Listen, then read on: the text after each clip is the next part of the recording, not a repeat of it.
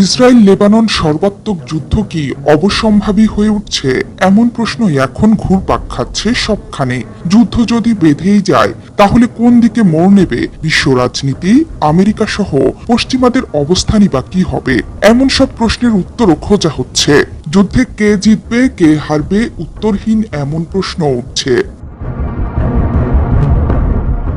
গাজা উপত্যকায় গত ৮ মাসেরও বেশি সময় ধরে হামলা চালায় নির্মূলের কথা বলে এই যুদ্ধ চালিয়ে যাচ্ছে ইসরায়েল। নির্মূল তো দূরের কথা, হামাসের টিকিও ছুঁতে পারেনি ইহুদিবাদী দখলদার বাহিনী, উল্টো এখন পালানোর পথ খুঁজতে শুরু করেছে। কিন্তু নিরীহ নারী শিশুকে হত্যা ছাড়া বাঁচতে পারে না ইসরায়েল, বিশেষ করে দেশটির খুনে নেতা বেনিয়ামিন নেতানিয়াহু। তিনি বলেছেন গাজায় ধ্বংসলীলা প্রায় শেষ, এরপরই লেবাননকে ধুলোয় মেশানো হবে। তার এই হুমকির পর ইসরায়েলকে মানচিত্র থেকে মুছে দেওয়ার পাল্টা হুমকি দিয়েছেন হিজবুল্লাহ প্রধান।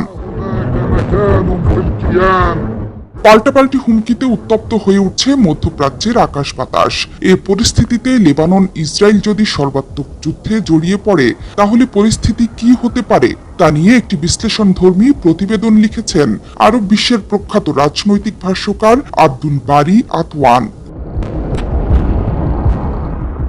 সম্প্রতি বার্তা সংস্থা রাইয়াল ইয়াওমের জন্য লেখা প্রতিবেদনে আতওয়ান বলেছেন, ইসরায়েল লেবাননের বিরুদ্ধে কোন রকম কাপুরুষতা দেখানোর চেষ্টা করলে হিজবুল্লাহ তার দাঁত ভাঙ্গা জবাব দেবে। হিজবুল্লাহ বাহিনীকে বুঝতে হলে সবার আগে পূর্ণাঙ্গ আরব ইতিহাসকে আত্মস্থ করতে হবে ইসরায়েলকে। তিনি বলেন, হিজবুল্লাহর হুদহুদ ড্রোন ইসরায়েলের জন্য একটি নতুন বিস্ময়। ইসরায়েলি গণমাধ্যমের পাশাপাশি সামরিক বিশেষজ্ঞরা হিজবুল্লাহর হাতে থাকা লাখো ক্ষেপণাস্ত্র, ড্রোন ও রকেটের কথা উল্লেখ করে সংশয় জানিয়েছেন যে এসব সমরাস্ত্রের মোকাবিলায় ইসরায়েল সব দিক দিয়ে অত্যন্ত নাজুক অবস্থায় রয়েছে। বিশেষ করে হিজবুল্লাহ উত্তর ইসরায়েলে তাদের বিস্ময়কর হুদহুদ গোয়েন্দা ড্রোন পাঠানোর পর ইসরায়েলি কর্মকর্তাদের ঘুম হারাম হয়ে গেছে।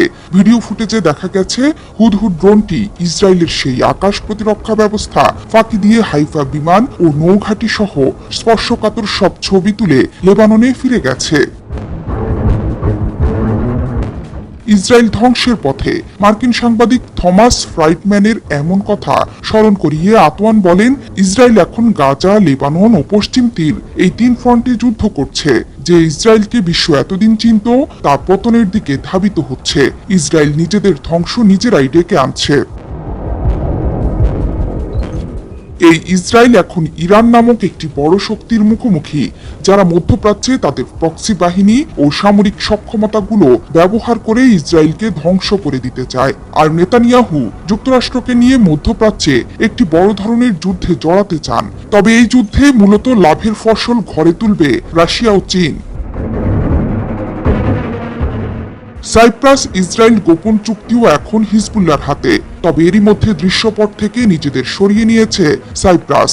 ইসরায়েল যদি সত্যি সর্বাত্মক যুদ্ধ শুরু করে তাহলে আমেরিকা চুপ করে বসে থাকবে না, আর আমেরিকা পা বাড়ালেই রাশিয়া ও চীন নিশ্চিতভাবেই বাইরে থেকে হিজবুল্লাহকে সমর্থন দেবে।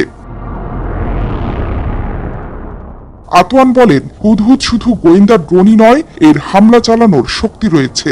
ইসরায়েল গত 10 বছর ধরে হিজবুল্লাহর ক্ষেপণাস্ত্র শক্তির ওপর গভীর নজর রেখে আসলেও হুদহুদ ড্রোনের সক্ষমতা দেখে তারা হতচকিত হয়ে গেছেন। তারা বুঝতে পেরেছে হুদহুদ দ্রুতগতির এবং রাডার ব্যবস্থা ফাঁকি দিতে পারে।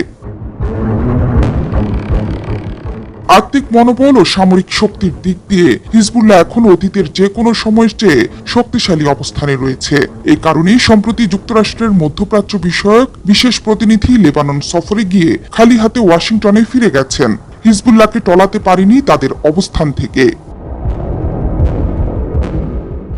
এই আরব বিশ্লেষক ইসরায়েলের যুদ্ধমন্ত্রী ইয়োভ গ্যালান্টের হুমকির প্রতি ইঙ্গিত করে লিখেছেন, তার মতো কর্মকর্তারা হিজবুল্লাহকে বেশ কয়েকবার হুমকি দিয়েছেন, কিন্তু তার যদি সেরকম কোনো ক্ষমতা থাকতো তাহলে তিনি হয় তা বাস্তবায়ন করতেন অথবা চুপ থাকতেন, ফাঁকা আওয়াজ দিতেন না। জোহরা চৌধুরী সেতু, ৭১।